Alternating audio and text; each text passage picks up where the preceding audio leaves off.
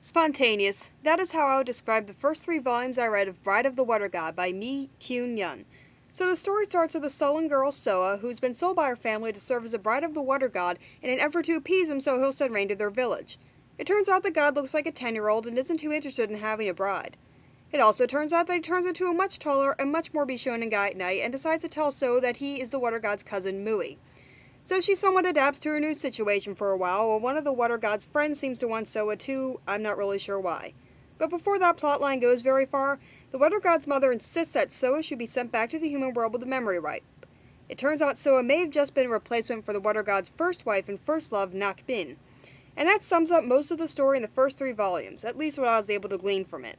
The story is pretty difficult to follow most of the time. Certain scenes will make sense and getting the overall picture is pretty easy, but scene transitions are usually just awful and leave you wondering, did I miss a page or is there really nothing there?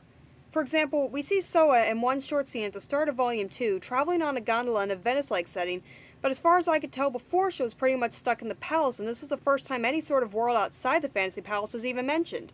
It wasn't mentioned so much as spontaneously shown with no explanation for where she was whatsoever. Later on in the same volume, one of the Water God's friends tells of a night bazaar, but he actually mentions it before they go, so that trip outside the palace made sense. For all I knew from the first volume, the palace was a self-contained world, but most of the scene changes themselves are odd and the story flowed rather oddly. Sometimes it would go on pretty well for a few pages, only to get a random interruption by an unannounced new chapter page to break the flow, or for a new scene to spontaneously occur, leaving you scratching your head. Another problem is that, for what's supposed to be a romance tale, the romance isn't very engaging and almost seems to occur spontaneously and half-heartedly. Soa isn't a particularly good character either. She seems to just be there most of the time, and when she starts to connect that Mui might actually be the Water God, she quickly gives up on connecting the dots when she can't fill in a single one and we never hear from her on the topic again. At the start of Volume 3, when she goes back to the human realm, a love interest that has supposedly liked her for years is suddenly introduced out of nowhere. I think if he liked her and she liked him, that she would have mentioned him before.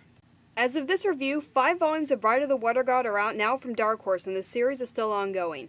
If you're looking for some art books, by all means get Bride of the Water God. For the rest of us, this is a title to be skipped. The story doesn't flow well and you can do much better when it comes to the romance aspect too.